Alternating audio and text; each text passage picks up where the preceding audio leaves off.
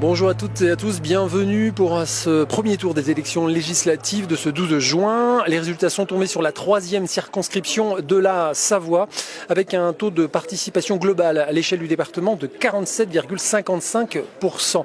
Sur la 3e circonscription, 9 candidats étaient en lice. Les résultats mettent en avant la députée sortante Émilie Bonivard qui obtient 33,10% des suffrages. Arrivant en 2e position, la candidate NUPS avec 22,76% et en 3e position la candidate du RN avec 19,57% des voix. Bien sûr, nous retrouverons pour chacune leur réaction. Écoutez, je suis heureuse. Ce qui me rend le plus heureuse, évidemment, c'est de voir que mes concitoyens, les 11 788 électeurs qui m'ont accordé leur confiance, m'ont accordé une très large confiance, bien plus qu'il y a 5 ans, et au-delà des sensibilités politiques. Donc c'est la preuve que le travail paye, que les électeurs savent reconnaître un élu ou une députée qui les défend, qui connaît leurs problématiques, qui n'est pas fermé, qui ne fait pas d'obstruction, qui est libre et dont la seule exigence, c'est d'être honnête vis-à-vis d'eux, de les représenter le mieux possible, de la façon la plus fidèle possible et avec beaucoup de travail, parce qu'il y a des dossiers sur cette circonscription qui engagent l'avenir de nos concitoyens et il faut pouvoir les maîtriser. Je peux dire que le contact que j'ai eu avec les gens, parce que j'ai fait une campagne de terrain où j'ai été beaucoup à la rencontre et ça retranscrit un peu le sentiment que j'avais. Malgré tout, on avait un objectif avec William, c'était de sortir le Rassemblement national de la Maurienne et on l'a fait. Voilà. Pour nous, c'était une des premières victoires. Maintenant, on a deux projets qui s'affrontent, qui sont complètement à l'opposé. Et il va falloir faire le travail sur le terrain pour ramener les gens aux urnes, parce qu'on a quand même une grosse abstention malgré tout, même si elle est moins importante qu'en 2017. Et surtout leur expliquer dans le fond. Maintenant, on va pouvoir parler du fond et parler de ce qu'on propose réellement pour l'avenir. Marie Yadouchi, vous arrivez en 3e position. Ce sera insuffisant pour ce 2e tour.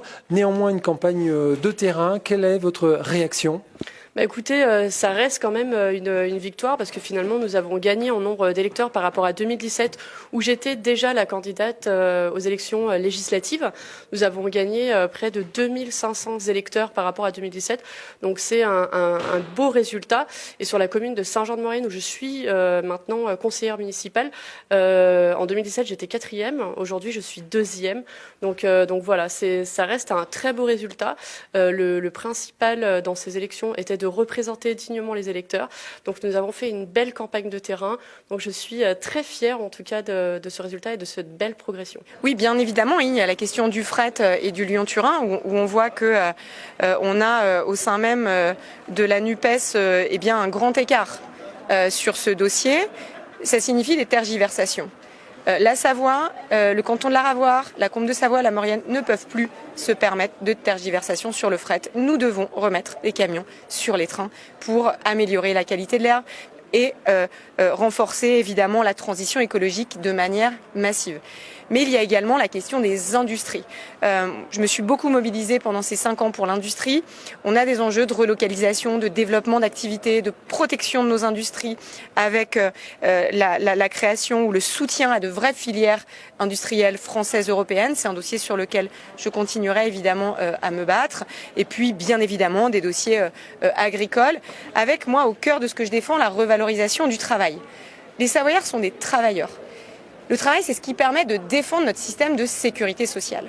Sans travail, on n'a plus de système de sécurité sociale. Vous considérez disposer encore d'un réservoir de voix pour ce 2e tour et cette capacité d'aller mobiliser les électeurs ?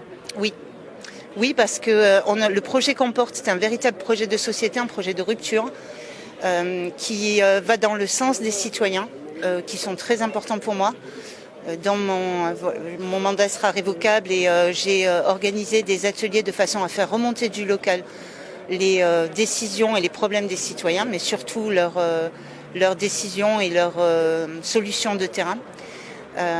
Je crois qu'on a quelque chose à faire et qu'il faut l'expliquer correctement, il faut être en contact avec eux, il faut aller les chercher et je crois qu'on a encore un réservoir de voix. Oui. Dernière question sur ce territoire de vallée et aussi un petit peu d'urbain. Vous avez identifié des enjeux principaux ? Oui, alors les enjeux principaux, alors comment vous dire? Sur le territoire, on a des symptômes qui sont ceux qu'on retrouve tout le temps pendant les débats, lors des débats, les problèmes d'aménagement montagne, le problème du loup, le lion-turin, etc. Pour moi, ce sont des symptômes locaux qui sont importants, qu'il faut prendre en compte. Par contre, la solution, c'est pas des remèdes, des pansements sur ces symptômes, c'est de trouver une véritable, un vaccin pour la véritable maladie. Et pour moi, la maladie, c'est l'ultralibéralisme, le libéralisme que représente Madame Bonnivard et les Républicains. Merci pour vos réactions et donc on se retrouvera la semaine prochaine pour le deuxième tour.